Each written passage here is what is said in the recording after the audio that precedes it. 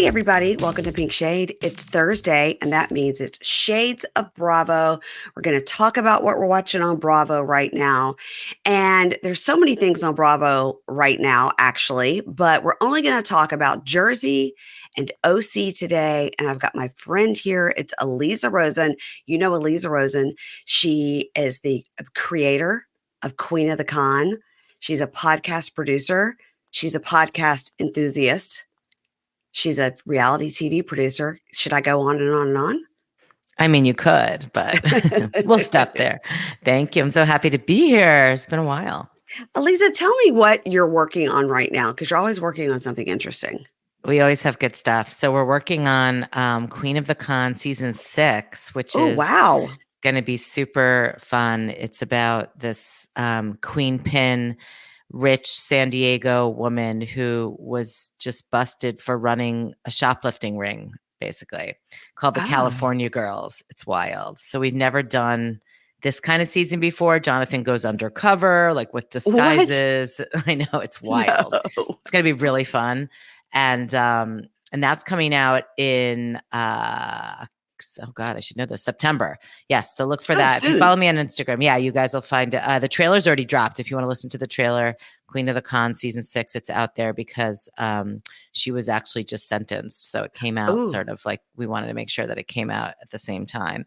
So really excited about that. We have an incredible season of The Real Killer, season 3 that's coming out.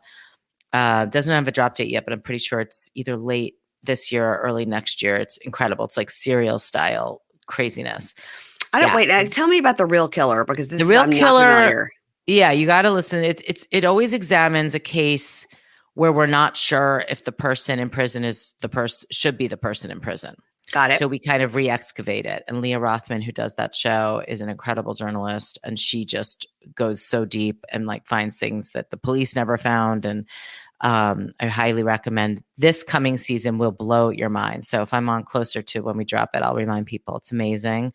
Okay. We've got a really fun paranormal podcast that's going to drop in September. That's going through the North Carolina Tourism Bureau called First in Fright. If you know that state's First in Flight, because of the Orville brothers, it's a little fun, and it's a very haunted state, believe it or not. I know you're a Southerner. Well, yeah, like we go to North Carolina several times a year, and that is where at some point, everybody's sick of hearing me talk about it. At some point, I will have a beach house there, and it will be in North Carolina. So I hope it's not haunted, though. I hope it's not haunted, because you got to be careful. I hope it's not haunted either. But Bald Head Island, where we go for vacation, where one day we will have a beach house, I'm manifesting. Yes, you are. Bald Head Island's very haunted. Very haunted. Yeah. Well, is that the Outer Banks or the Inner? No, it's not. It's actually all the way at the southern tip by Wilmington. Okay. Oh, okay. Interesting. We probably have some hauntings there too. It's really fun. Really having a good time with that. And we have an incredible show with Audible that's dropping in October, but I don't think I'm allowed to talk about it yet. But we're working on like a scripted show with that, with a very big movie star, which is exciting. So we've got a lot of really cool stuff cooking. And I've got a show that's a 4-part documentary that's going to be airing on Amazon early next year, which I'm so psyched to talk about once I can, with Mark Wahlberg's company. Yeah. So it's busy. I have to say, it's, for those of you that know about our industry, it hasn't been the best of times for unscripted, et cetera, but I'm busy. So I'm just grateful right now to be working, honestly, Mary Payne. Dang, girl, you are like really busy. It's good. It's good. Life is crazy. Life is good. And a teenage daughter also. Oh, please. Who's in Croatia living her best life. Poor thing. Croatia? Yeah. For vacation? Yeah. She's on a teen, I wouldn't call it a teen tour because they stay in hostels. It's not like, posh, but it's a great program she's been going on called Bold Earth. She went to Iceland last summer, Costa Rica the summer before. Wow. So yeah. So she's, we all want to be reincarnated and come back as Carly. Yeah. She's got the life. She's got the life. We have a friend growing up that my dad always says, when I grow up, I want to be her. I know. It's like, yeah, her parents pay for everything. I know. She's getting a job. Yeah. She's getting a job. This is the rude awakening. She's psyched, actually. She wants to work. I'm like, yeah, free rides over, sweetie. Yeah, but that Croatia is supposed to be incredible. Beautiful. Oh my God, the pictures look incredible. Yeah. Yeah. Well, You are always good to chat about Bravo because you know some of the people in the Bravo verse and have worked on and off. And you also know our Lord and Savior, Matt Sharp, who one day I will get on this podcast. And if it happens, it will be because of you. I feel like it's going to happen before the beach house. Like, we're going to make that happen soon. If it's not, then I'm going to be mad at Matt. So yeah, we're going to make that happen. Lots of things are going to happen before the beach house. People in this house may get married. I mean, yeah. Lots of things are going to happen. Oh my gosh. So I'm manifesting it. I'm manifesting it on a 3-year plan. That's what I'm manifesting it I on. love that. That seems realistic. So let's talk about Jersey. So Jersey, I cannot believe we're already on episode 11. Can you believe that? I can't, but then they have a trip coming up, right? I'm like, wait, we're because I had heard a rumor that it was going to be a really short season. So I kept kind of waiting for it to end. Mm-hmm. And then all of a sudden we've got another trip. I was like, all right, I guess we have like a fuller season, I like that. Okay, so this is episode 11. So if I had to guess, and I don't have any inside information, I haven't asked, that we're going to have 2 episodes of this trip and then the finale. So that feels right. That feels right. Yep. Remember though, when this is this summer when they announced, the Real Housewives of New Jersey were supposed to be on this trip to the Berkshires, but the day before they were supposed to leave, the house burned down. Oh my God. Do you remember that now?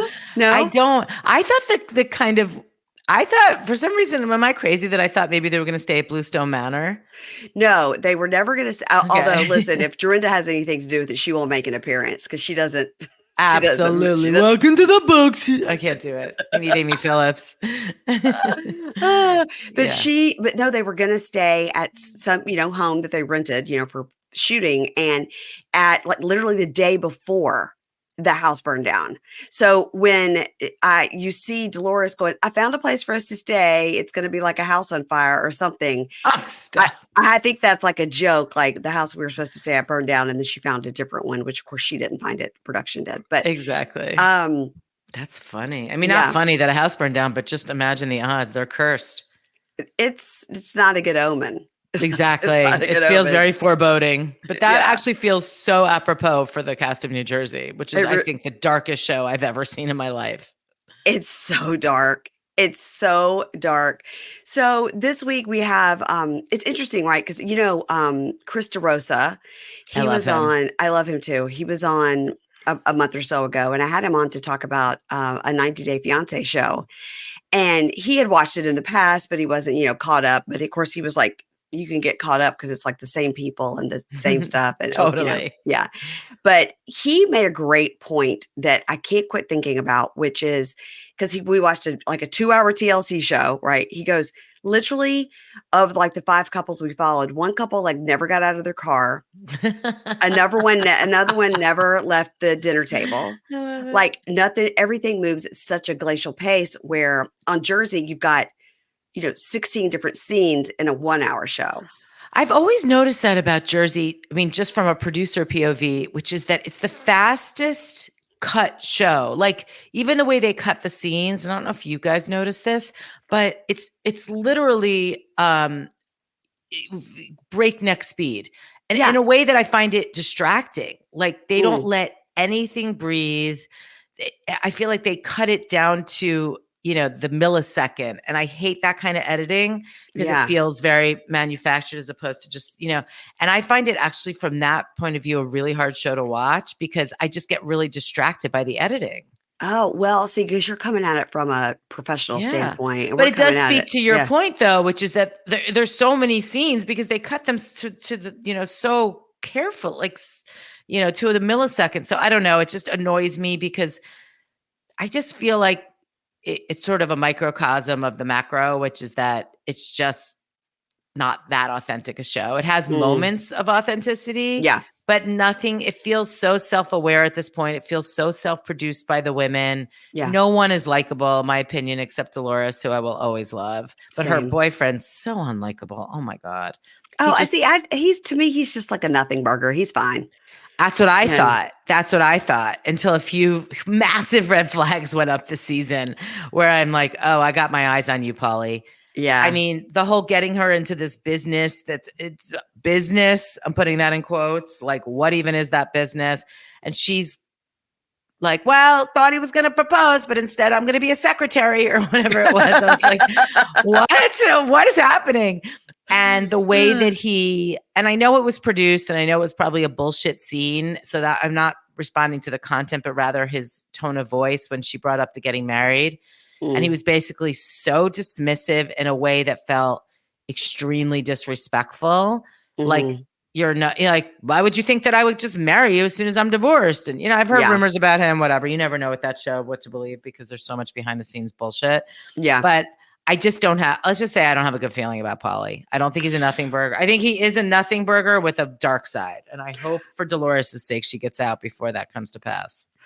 Interesting. Well, what I least like about Pauly is the tattoo behind his ear. It's very upsetting. It's very upsetting. That must hurt like a mofo. I don't know if it's like a big 4-leaf clover or something. It's just like a big, probably a black blob behind his ear, and I find it distracting. Now that's all I'm going to see now. I know. Yes, you're welcome. So, we have a bunch of scenes here. So we start off with Jen Aiden going to lunch with her brother and sister-in-law and her other brother. And I mean, these people are like, we got to go and have lunch and listen to her bitch about people that we don't know, that we don't care about. Like, why? There's no reason. Here's the thing about Jen Aiden, though. I think she's actually a fantastic housewife, like a really, really good. I think she's the best housewife on that show. And I would put her up against really good housewives on any franchise. And oh my God, I had this revelation this week. I wrote to my cousin, I said, is Jen Aiden Fanny Bryce from Funny Girl? Because she had this, how she does that kind of like Mae West voice sometimes, like, why don't you come up and see me sometime? Yeah. Like, I feel like Jen Aiden missed her calling and she would have been a great Broadway musical star. I don't even know if she can sing, but she's so theatrical. She cracks me up with her imitations. She's just like too big for the show almost, or she's in the wrong show.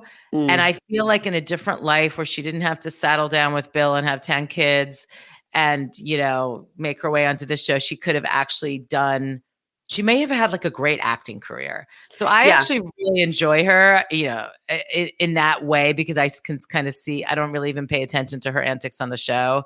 And I thought in that fight with Danielle, she was totally in the wrong. Like, I'm not defending her on any level as a human. Yeah. I just find her to be like a really great character. And she definitely has an agenda coming in. And I think this show is her life. And that's what I don't like about the show in general. Like with Marge, I just feel like, stop making the show your life. Just like live your life. And it's getting worse and worse every season, where I find Jersey really actually very hard to watch. It's interesting you said this, because who did I talk to? I think it was John Hill recently, who was like, yeah, I find it so hard to watch. And somebody else, it was Mariah Smith I spoke to, who was like, it's very hard for me to watch it. I haven't watched it fully in years because it's so dark. For me, I'm just like, if whatever housewives, unless it's Dubai, whatever housewives you put on my TV, I'm just going to watch it. I hear you. But do you think they're going to reboot, like totally do a New York and reboot and clean house? Like, what are your sources saying? I do think that's what they're going to do. I think that they keep bringing in these side characters, Jessica, Kayla, Brittany, whoever are these. Is there a Nicole in there? Or Tiffany? Probably Tiffany. There's a Tiffany. There's always a Tiffany. They keep bringing these girls in. So I'm like, okay, they're entering the villa. They're trying to make us know who these people are. So when they're announced as next year's housewives, we won't be stunned. But, there's, like they said with New York, there's always room to like keep the younger ones and bring a new crew in with the younger ones. But they didn't do that with New York. I think they kind of messed around with like keeping Leah or keeping somebody else like Tinsley, somebody that was young. Yeah. And then building a cast around, but instead they just cleaned house completely. And I would not be surprised at all if they do the exact same thing in Jersey. I personally think they should give Teresa a spinoff with her daughters and let her spin off into her 15,000 square foot house and her daughters, and then keep the show as is. That's what I think. would never, ever watch that show, and I'll I tell wouldn't you why. either, but that's No, but I'll not tell you my why. but that's not my business. Right. Let her have that's not my I business. like the three. I think they're hilarious and adorable. That Gia, Mary Payne, she makes my eyes bleed. I think she makes me more mental than Teresa. I can't do it. I can't do it. The way she walks in there, like she's the smartest girl in the room. She's got a take on everyone. The fact that she was groomed to be it makes my head explode. I find her to be more triggering than anyone. I haven't been this triggered by someone since Lydia on OC, like 10 years ago. What a throwback. What a throwback. I have to go there. Okay, so more. Am I overreacting? No, you're not. It's okay. Fine. It's fine. We're going to get to that in just a second. Y'all know how much I love Tropical Smoothie Cafe, and Tropical Smoothie Cafe wants to celebrate summer with you. This week only, which is July 22nd through the 28th, Tropic Rewards members get a free Island Punch smoothie with a bowl or a food purchase.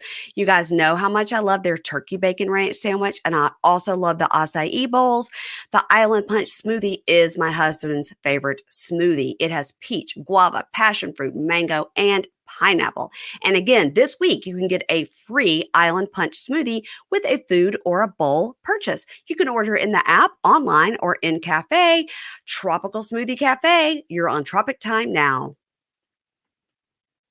So we see this scene with Jen, and it's kind of she's just giving her exposition of like what's going on in her life, and they're having to listen and go, wow, that's terrible.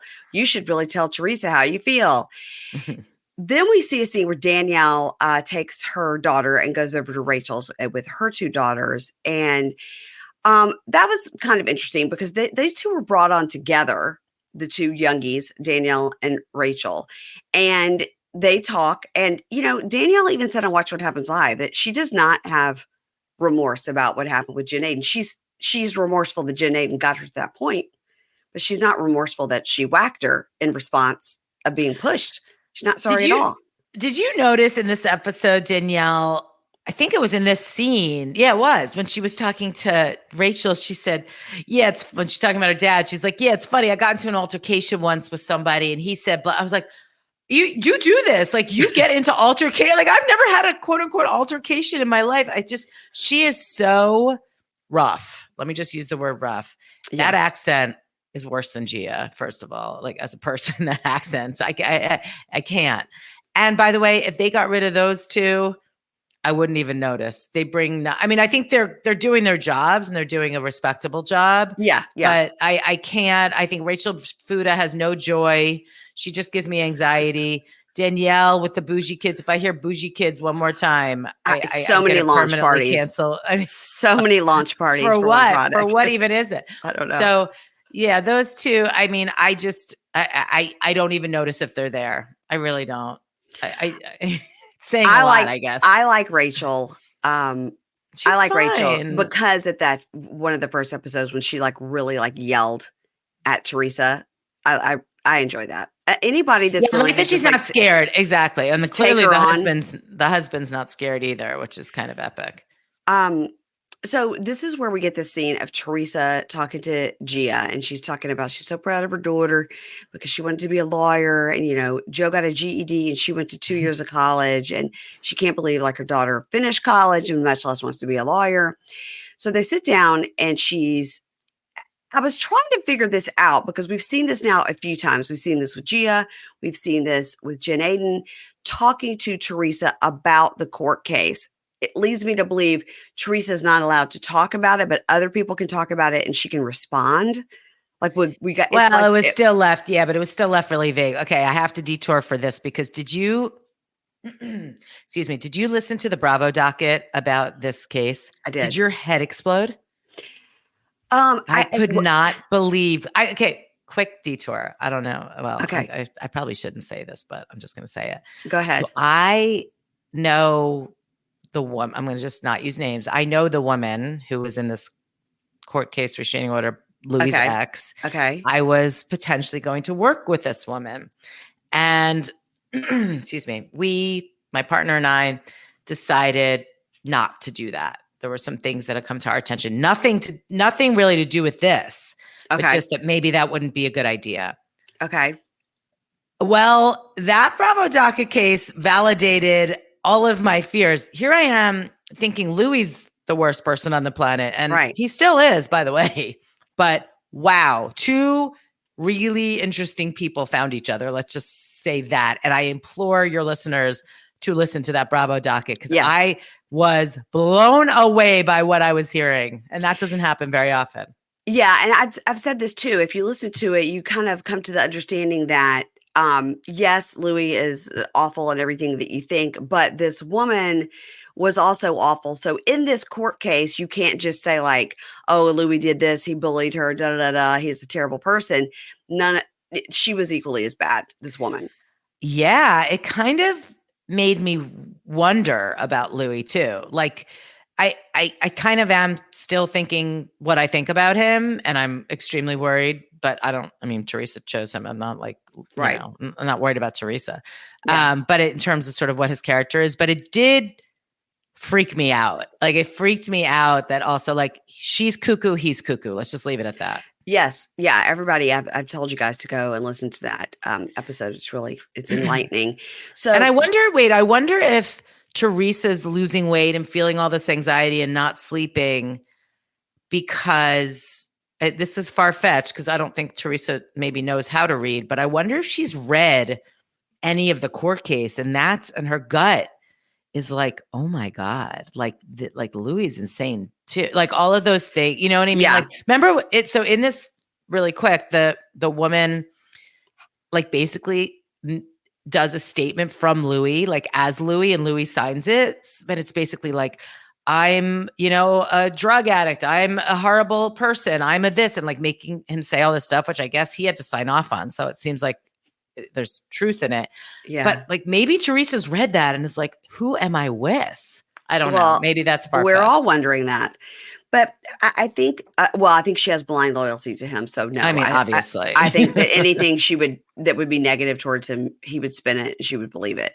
Right. But maybe that's a gut. I totally agree with you, but maybe that total stress comes from like, like this is a red flag, but like won't let herself admit it. Yeah. But it's manifesting itself physically is what I'm saying. Yeah. Yeah. And so Teresa sits down to talk to Gia about this. And this is what I've been trying to figure out, right? So I think of it sometimes as the Carol Radswell Bethany thing, right? Where Bethany couldn't say anything about Jason, but Carol Radswell could. And then Bethany could nod and agree and add, but she couldn't bring it up and she couldn't say it herself. So I'm wondering in a lot of this, if Teresa's really not supposed to say certain things, but Gia can say it. Jen Aiden can say it. The stress that she's under, Dolores can say it. So she's talking to Gia about this court case that's been dragging on for 3 years. And of course, she's like, Margaret is to blame because Margaret is the devil and is blamed for everything, which I'm a fan of Margaret, so I don't believe that. But her whole thing is that Margaret was in touch with this woman.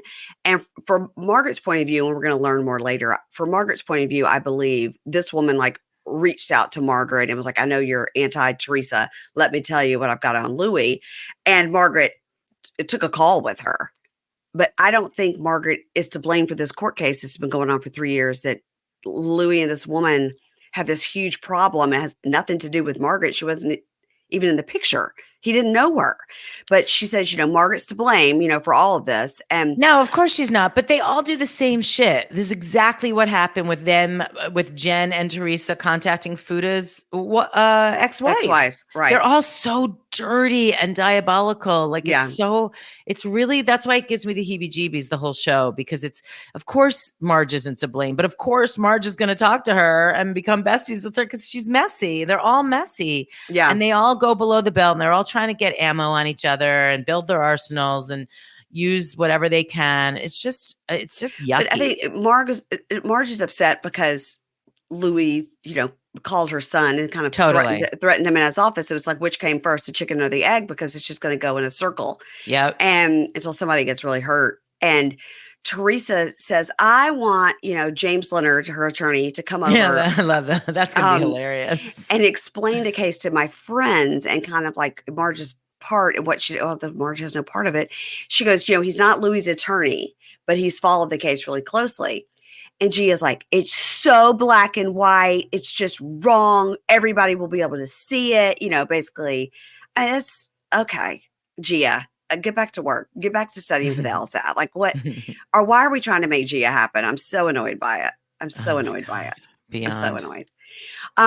Now we see Joe and Joe. They're taking down a tree in Marge's yard. That was kind of funny. And then we have a scene with Dolores going over to Jen Fessler's. So they talk about the problem between Jen Fessler and Rachel. And I really thought what Dolores said here was really interesting. Dolores, always for the win, said, basically, you two are in such different points in your life. Jen Fessler, like you've got an adult, teenage child. She's got little babies. There's really no reason for you guys to be like, really, you're not in the same time of your life. So you don't need to be best friends. We just need to be able to like be in a group together and get along, which I thought was pretty interesting because they never kind of address that on the show. Like some of these ladies have like a 2-year-old and a 3-year-old, and other people have like kids in college, and you are just at such a different time in your life, Totally. I think Dolores is the only reasonable voice, on the whole show, and she has been for a while. She's totally right. I think with regard to Jen Fessler, she's annoying the hell out of me this season. I loved her last season. Yeah, When she she's was a really friend changed. of. Yeah. She's changed. I mean, literally, she's a shadow of who she was. Yeah. I think she's feeling herself. I think she's like, okay, I'm full time now. I'm going to just do the job to the max. And she kind of lost herself too. And it's just sad. Like I used to love Jackie, and now I feel like Jackie sold out. And I just feel like all of these women are just like, this is the assignment. I will do whatever it takes. If it means losing friends, stabbing people in the back, losing family members like Danielle, they just don't care. And so, yeah, I just feel like Dolores is the only one, and she's so adept at this. And I don't know, kudos to her because I don't know how she does it, where she manages to not make enemies, kind of be everyone's friend without really pissing off anyone else, but still saying her piece when people piss her off, and like with Jackie. She's really, I love her. I love her. Too. Yeah. I do too. And I don't know how she does it. I could never. It's really hard. I couldn't either. It's hard. Yeah. There's nothing I love more than a comfortable bra. Today's sponsor, Honeylove, has revolutionized the bra game. Look, everybody hates an uncomfortable bra. And I know I've introduced a lot of you to the idea of a sleeping bra. But then during the pandemic, my sleeping bra became my everyday bra. And that's not great. So Honeylove is the best of both worlds. It's a next level comfortable bra that you'll forget about. And yes, you can sleep in it. You'll immediately feel and see the difference. It's so next level comfortable. You'll forget you're wearing it, honestly. We all know that feeling when you get home from a long day and immediately you want to take off the bra, like you're literally flinging it off while you drive up to your house. With Honeylove, you'll never experience that again. I have their best-selling crossover bra. This bra gives all the support of a traditional bra without using any underwires. And Honeylove's bras are designed with the back smoothing fabric to prevent that bra bulge. I mean, there's nothing worse than back fat spurting out of your bra. So I'm glad Honeylove has fixed that for me. I would also highly recommend their V bra. It offers the support of a traditional bra, and it's not like a shelf-like bra that creates that uniboob. And Honeylove also has more than just bras. They have incredibly comfortable shapewear tanks and leggings. Oh, it's almost leggings weather again, you guys. They have those leggings for everyday support. Treat yourself to the best bras on the market and save 20% off at honeylove.com/pink shade. Use our exclusive link to get 20% off. That's honeylove.com/pink shade. Again, use our exclusive link to get 20% off, honeylove.com/pink shade. And after you purchase, they'll say, hey, where did you hear about us? Make sure you support our show and tell them Pink Shade sent you. Thank you. So now Teresa goes to lunch with Jen Aiden. And again, this is where Jen Aiden brings up the court case and stuff. And they go to lunch and, Jen says, basically, I'm ride or die for you. I want you to know that I'm loyal. I'll do anything. And Teresa's like, yeah, I'm loyal to you too. Yeah. but she's like, she goes, Teresa says, I'm loyal to you too. And Jen basically goes, I don't feel it. Teresa's only loyal. Sorry, go ahead. You follow I just think Jen was sort of like, you better step it up or I'm going to start exposing all your shit. I felt it was a little bit threatening on Jen Aiden's part. Like, you love better. it. I love it. I did. I mean, what were you going to say? Teresa's loyal, in my opinion. I know people like this. She's loyal to her husband and she's loyal to her daughters. And that's it. Mm-hmm. I don't think she has real girlfriends, like real tried and true. Even Dolores, they've known each other since they were little. I don't believe that she's truly loyal to Dolores. If it didn't suit her, if Dolores all of a sudden became best friends with Marge, I think she'd throw Dolores under the bus in a heartbeat. Mm-hmm. And I think that she and Jen Aiden have been show friends. Yeah. And I think that Jen probably doesn't have a lot of girlfriends, probably got carried away with the show thinking that she had real friends in Teresa and is realizing that's not the case and is feeling screwed. And so, and by the way, no violins for Jen either. I think she would, she'll stab anyone in the back to get what she wants. But I don't see that as a lasting friendship.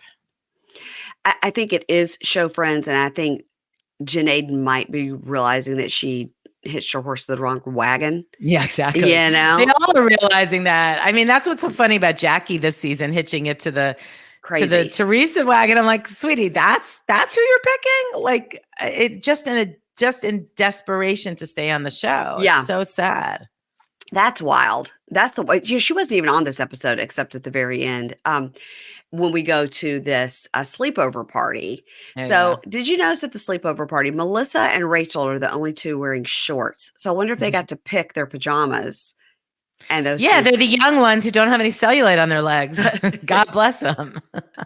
I just was funny. I was like, everybody else is like in pants. Yeah, they definitely picked them. Now, so people have made comments about Rachel's house and like there's no landscaping. It's clearly like they just... Yeah, they're in flux. They probably tore up the whole yard when they got there and they're working on it. Because people are like, how does she have that giant house and no landscaping? She says that they took off the top of the house and added 2 floors. What? So by the way, that's some rich people shit. And Rachel, no offense. I think that my guess is we're going to hear about that house of cards collapsing and within the next year. Like it just, these people, they borrow from Peter to pay Paul. And listen, I have no idea. He might have tons of money. God bless him. But whenever I see something where they go from, a relatively very modest situation to something like this within one season, she's not making that much money to be able to afford that going forward. I always wonder what's going on there. It's not like he's, Mr. Clean either. So just interesting to me. Yeah, it is. Yeah. And she did say when she was on Watch What Happens Live a few weeks ago, somebody asked, a caller or whatever said, what was in your folder that you had at the reunion that you didn't get to show? What were the receipts? And she said, oh God, we had enough receipts to wallpaper our 10,000 square foot house. I was like, why are we always talking about our square footage of our house? Is it really 10,000? That's ridiculous. That's what she said. Nobody needs that big a house. Teresa's is 15,000.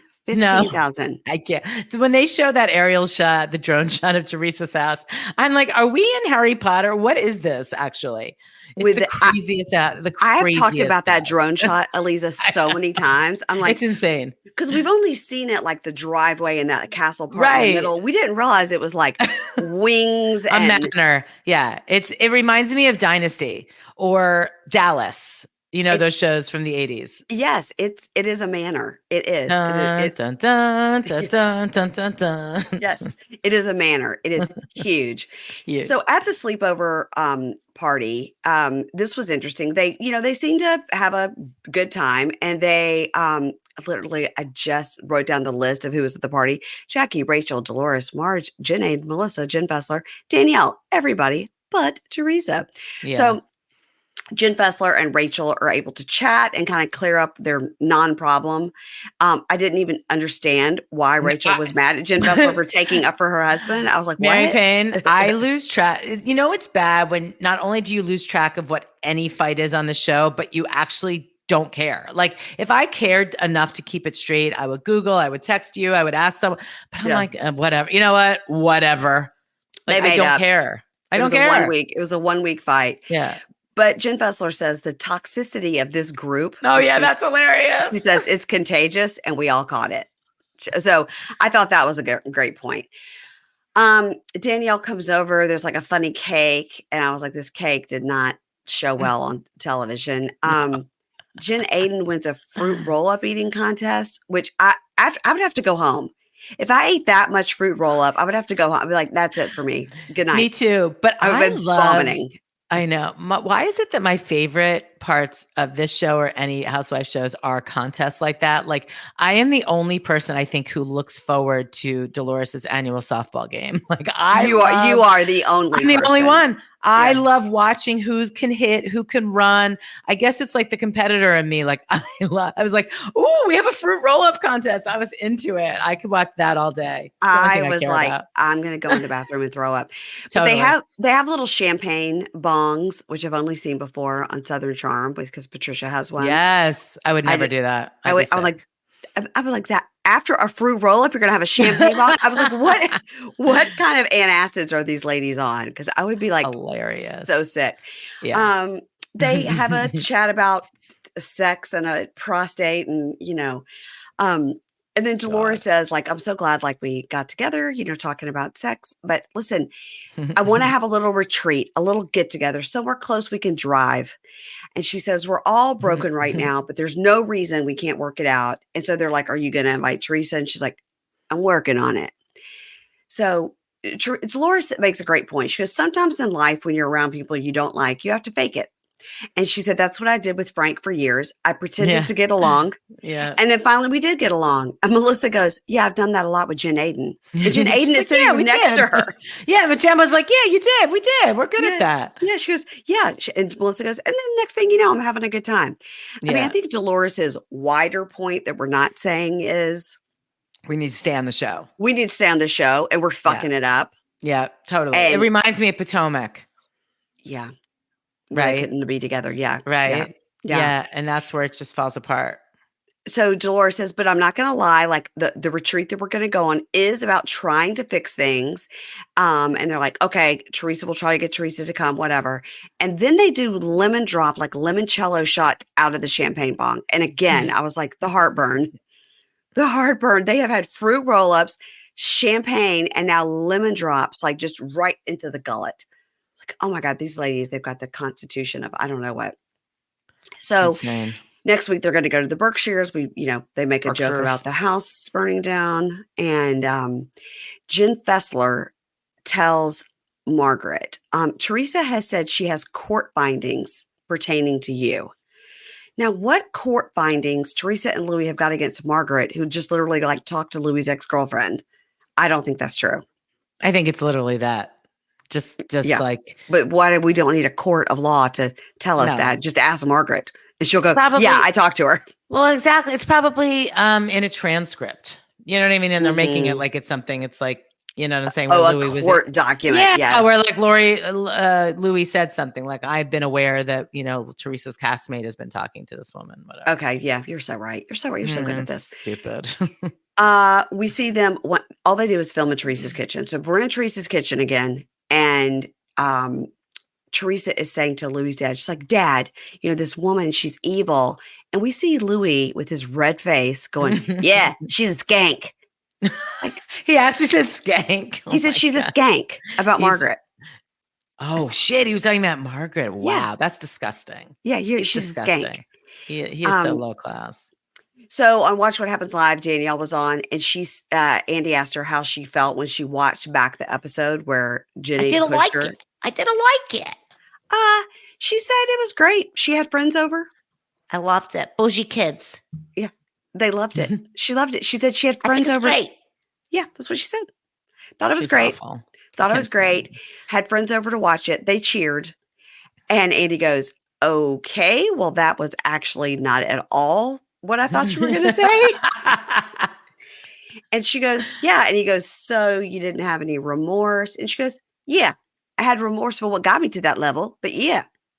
And that's it. And it was good that she did say on Watch What Happens Live that she and her dad were moving forward. Oh, thank God. That they had, mended their ways. But he said, "What about your brother?" And she goes, no, things are not better with my brother. I heard he had another kid. So, God bless." Ooh, Kate Casey needs to do an investigation to what happened with Danielle and her brother. Like, I'm actually interested. Yeah, she could make 2 phone calls and find out. She probably already knows. She Kate? probably already knows. Kate, are you listening? All right, so let's talk about real quick about the OC and where I we love the are. OC. Now we're going into happy territory. Love. Yeah, so it's not as You dark. don't love. Right. It's so fun. It's like return to form. Everything's beautiful. The scenery is beautiful. Um, do you have any thoughts on the new girl, Katie, the golf instructor? Yeah, I'm into her. She seems a little bit messy. Like, I don't quite understand the kids' situation. Who's the dad of who's living where? And I that's like what that. we need. That's what we need to get Kate Casey on. Well, she did post something on Instagram explaining it, and I gotta tell you, still confused, but I'll take her word for it. Like, whatever. So that makes her more interesting to me, that there's not, like, it's a little bit all over the place.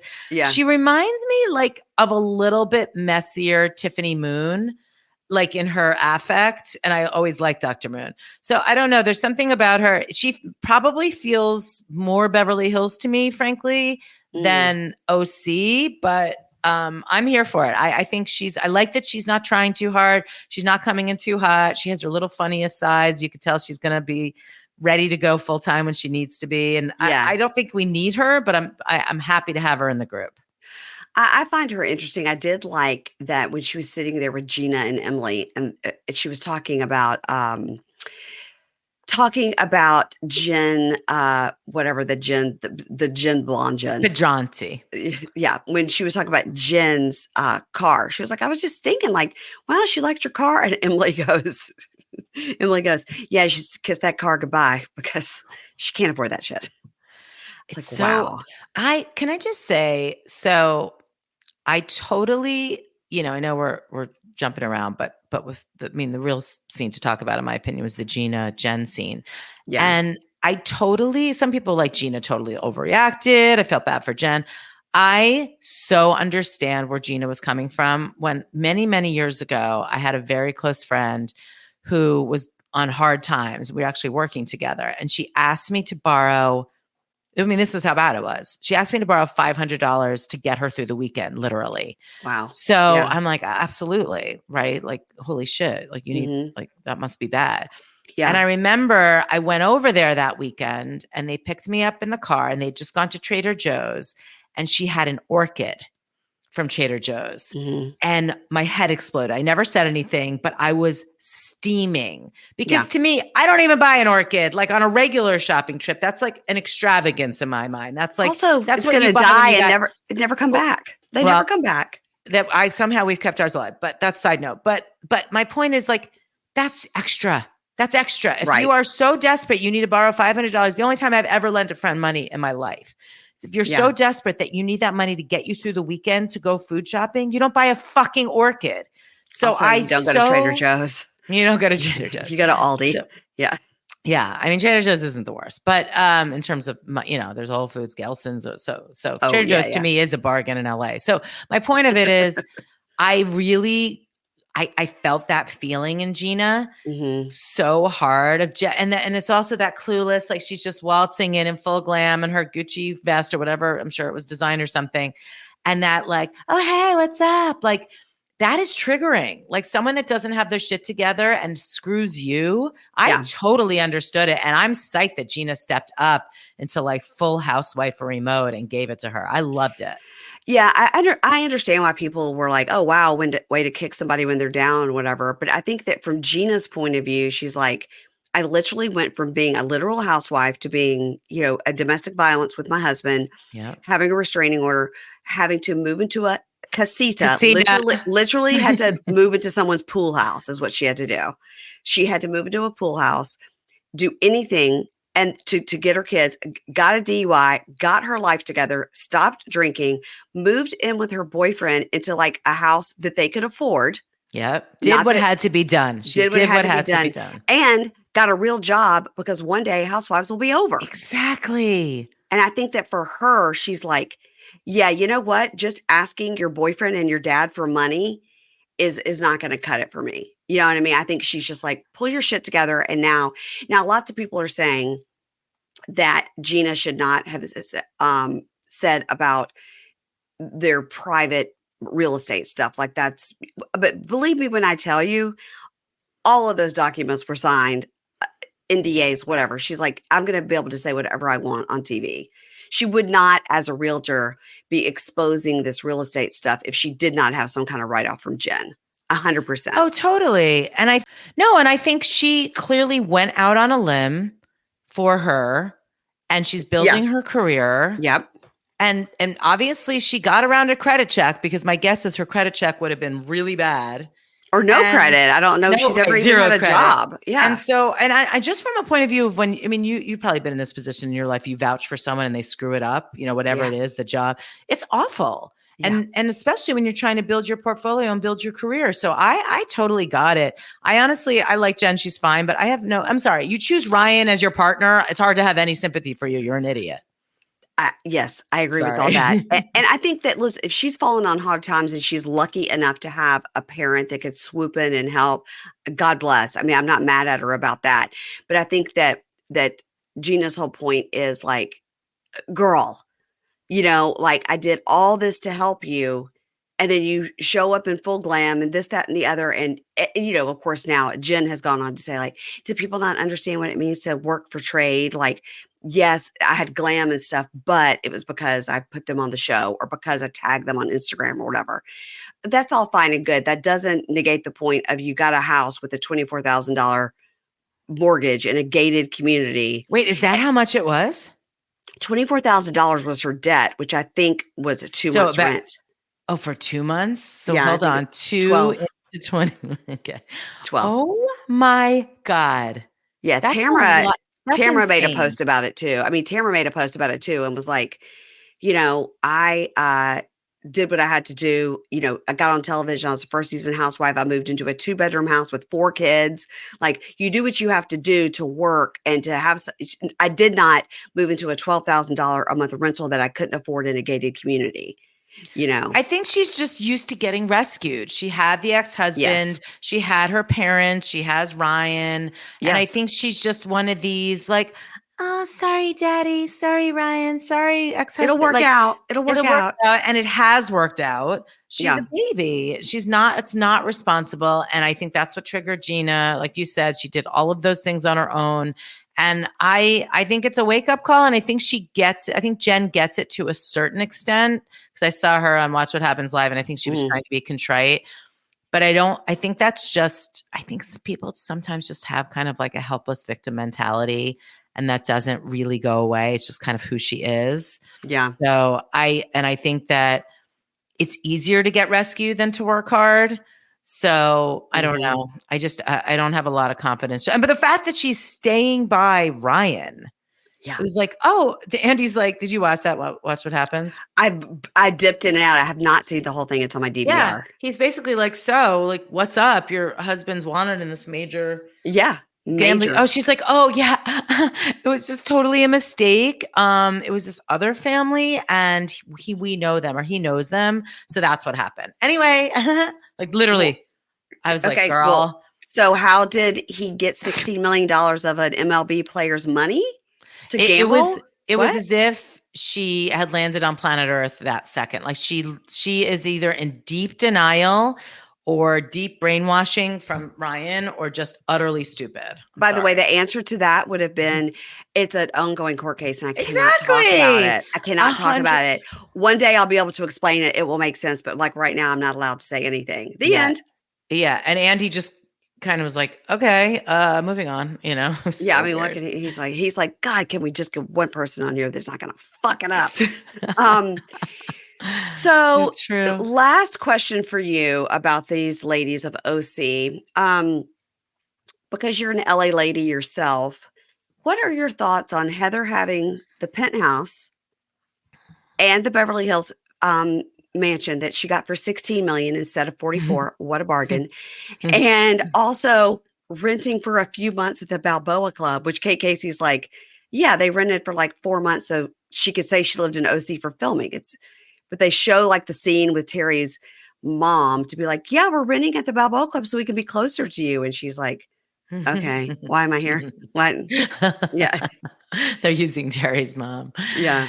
Yeah, it's kind of wild. I wonder if Heather thought she would be moved over to Beverly Hills. Well, that's what I'm wondering. That's what I'm wondering. Yeah. If we see her make a couple of appearances this season on Beverly Hills, like at a party, dipping in and out, I think it may be the first time ever they transition somebody to a new city, which I would Taylor, love. But she was friend of Taylor Armstrong. Yeah, that's right. I mean, Heather would be perfect for Beverly Hills. I also love her on this show, though, because she classes up the joint. You know, we got one woman lives in a casino, one woman who's getting evicted, one woman come on. This is supposed to be aspirational behind the the Kodo gated community, and we've got the Real Housewives of Welfare. I mean, come on. So I'm sorry, but I'm like, we need that flashy money. Let's go. Yeah. And she's so unapologetic and obnoxious about it. It's just, it's so fun because it's so ridiculous. She's so over the top. Like, I can't believe she's a real person.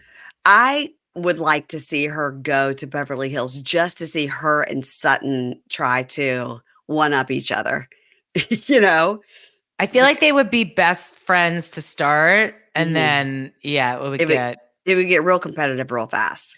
Yeah. I mean, she could glide. If anyone could glide into another franchise, it's Heather Dubrow for sure. Yeah. I don't mind Heather Dubrow. I find her to be a great housewife because she's hilarious.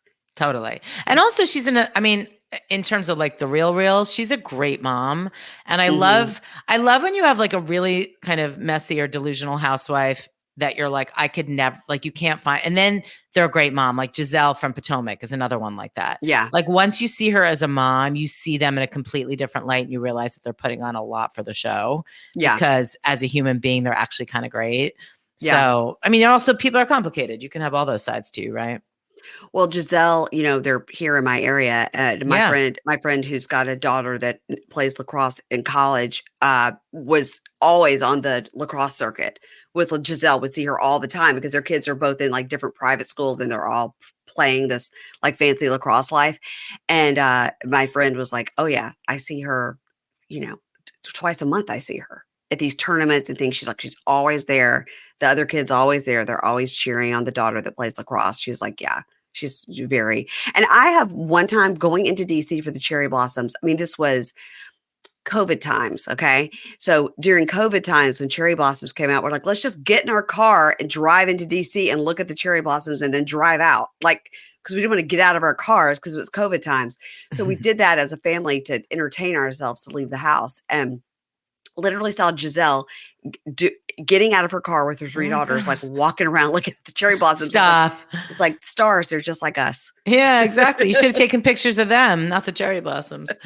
I wasn't fast enough on my iPhone that day.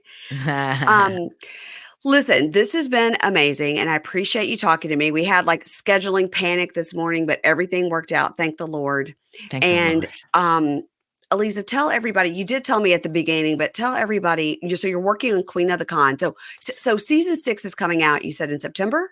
Yes. Okay. So what is the current season 5? Well, season 5. Remind us what that one's about. That one's about Peggy Fulford, who we called her the athlete whisperer. And she was a huge money manager to Dennis Rodman, Ricky Williams, a lot of really prominent pro athletes, and of course, bilked them for gazillions of dollars.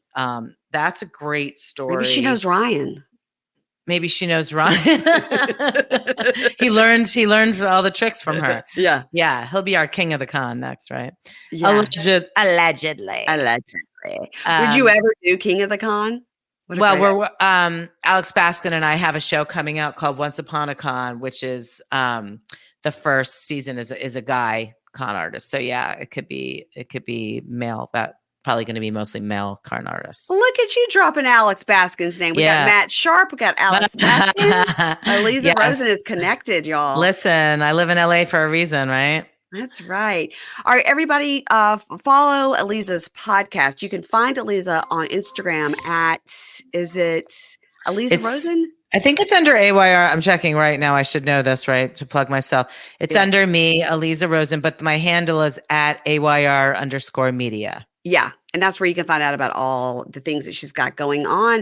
And you guys make sure you're listening to Queen of the Con. Man, that first season still just blows me away. It's so I good. know. It's crazy. It's so really good. It's amazing. It's really, and by the way, she was just extradited to Ireland. I don't know if you saw that. I saw Jonathan post that. Yeah. Isn't that amazing? Yeah. Look at you guys. Justice, baby. Look at you guys. Look at you guys. Look at Jonathan. He did it. So yeah, thank you so much for having me. This was so much fun. Okay. Bye, guys.